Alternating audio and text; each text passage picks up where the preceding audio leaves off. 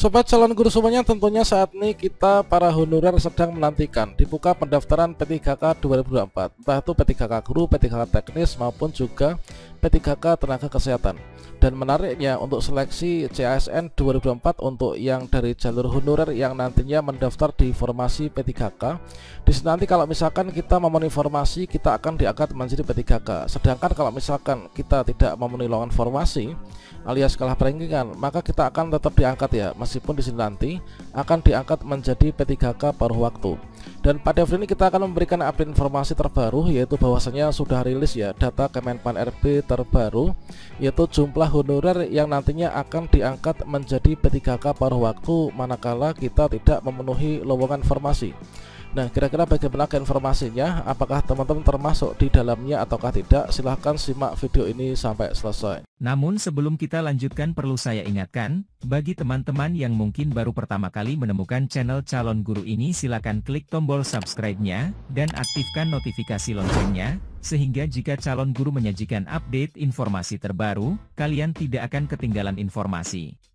Oke sobat calon guru semuanya, informasi pertama di sini kita kutip dari jpnn.com ya, yaitu perkiraan jumlah P3K paruh waktu dan juga gajinya berapa nih. Honorer mungkin agak kecewa, kira-kira bagaimanakah informasinya?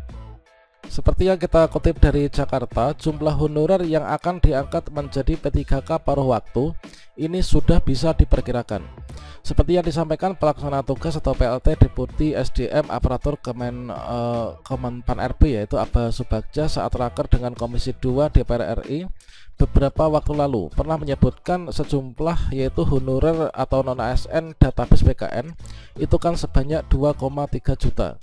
Dari jumlah tersebut sebanyak 571.000 diantaranya sudah diangkat menjadi ASN, baik itu PNS maupun juga pegawai pemerintah dengan perjanjian kerja atau P3K. Jadi dengan demikian, kata Aba Subagja, saat ini masih terdapat yaitu 1,7 juta honorer terbaru ya. Dan Aba mengungkapkan formasi P3K 2024 ini menyediakan 1,2 juta kursi. Dari jumlah tersebut itu sebanyak 800.000 ini adalah untuk Pemda. Yang diusulkan Pemda itu hanya 800.000 ya, karena disesuaikan dengan kemampuan anggaran daerah ya. Ini kata Bapak Aba. Dan berikutnya, jika 1,2 juta formasi terisi seluruhnya, maka honorer yang diangkat jadi P3K penuh waktu itu 1,2 juta. Berarti di sini masih ada sisa yaitu 500.000 teman-teman. Jadi masih ada sisa 500.000 honorer, yaitu dari 1,7 juta dikurangi 1,2 juta. Dengan demikian perkiraan kasar adalah jumlah P3K paruh waktu nantinya itu adalah 500.000 ya. Jadi dari informasi di halaman pertama ini dapat kita tarik kesimpulan nih, bahwasanya yang diangkat menjadi P3K paruh waktu itu adalah dari tenaga honorer yang sudah terdaftar di database BKN. Nah, di sini kan untuk jatah honorer yang terdaftar di database BKN itu ada 1,7 juta. Kemudian di sini nanti untuk formasinya ini adalah 1,2 juta. Jadi sisanya masih ada 500.000. Nah, kira-kira apakah yang tidak terdaftar di database BKN nanti bisa juga untuk diangkat menjadi P3K paruh waktu ataukah tidak? Dan di sini dari jumlah tersebut itu hanya yang berdasar database BKN. Pasalnya honorer tercecer atau non database BKN juga diimbau untuk ikut mendaftar seleksi P3K 2024.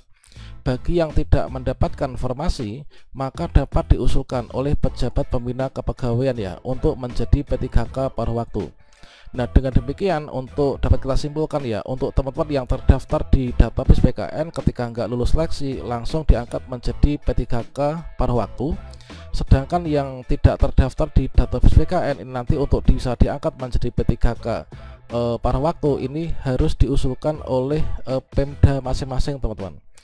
Nah, di sini artinya jumlah maksimal bakal lebih besar ya, yaitu dari 500.000. Nah, sebelumnya Aba Subagja mengatakan semua honorer yang mendaftar seleksi P3K akan mendapatkan nomor induk pegawai atau NIP. Itu karena per Januari 2025 tidak ada lagi namanya honorer ya. Kemudian pegawai tidak tetap atau PTT, guru tidak tetap atau GTT, non aparatur sipil negara atau non ASN. Jadi status kepegawaian nanti hanya ada dua, yaitu PNS dan juga P3K.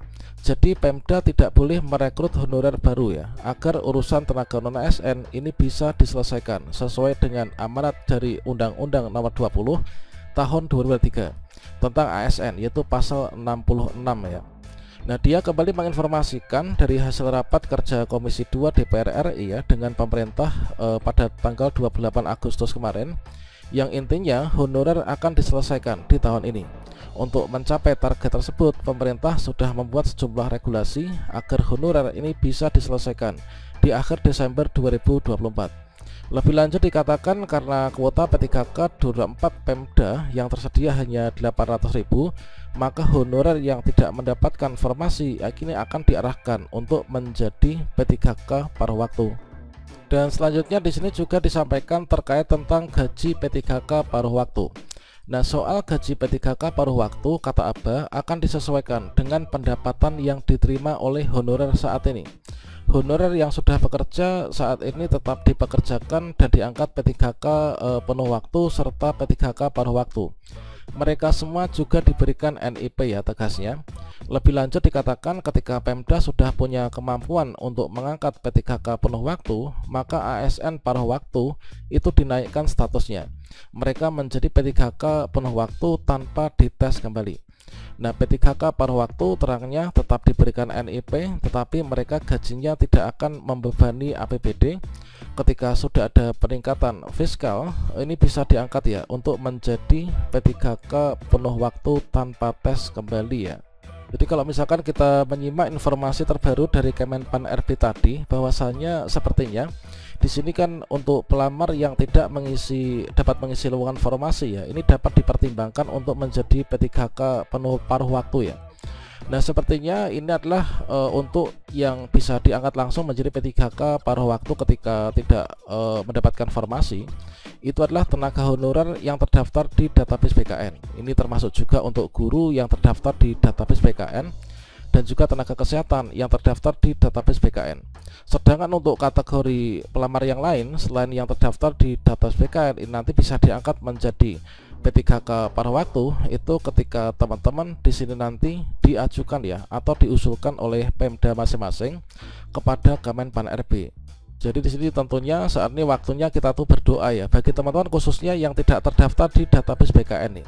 Semoga saja Pemda kita itu nanti mengusulkan untuk data kita yang nggak mendapatkan formasi ini untuk diusulkan, yaitu menjadi P3K paruh waktu. Jadi pada seleksi P3K 2024 di sini nanti teman-teman setelah kita lulus seleksi administrasi, maka nanti kita mengikuti seleksi kompetensi ya seluruhnya, kecuali untuk guru honorer yang sudah lulus passing grade nih. Jadi untuk seleksi kompetensi P3K ini masih sama dengan di tahun sebelumnya, yaitu ada seleksi kompetensi teknis, kemudian manajerial, kemudian sosial kultural, dan juga wawancara. Nah, tentunya selain kita berdoa untuk menghadapi seleksi P3K 2024 ini, kita harus belajar juga ya. Belajar untuk materinya nanti apa. Kemudian di sini sudah kita sajikan kemarin, yaitu untuk jumlah soalnya, kemudian juga bobot penilaian serta total nilai, dan juga untuk nilai afirmasinya. Semoga di tahun ini kita semua bisa diangkat ya menjadi P3K. Meskipun belum bisa menjadi P3K penuh waktu, setidaknya kita dapat NIP lah nanti diangkat menjadi P3K paruh waktu.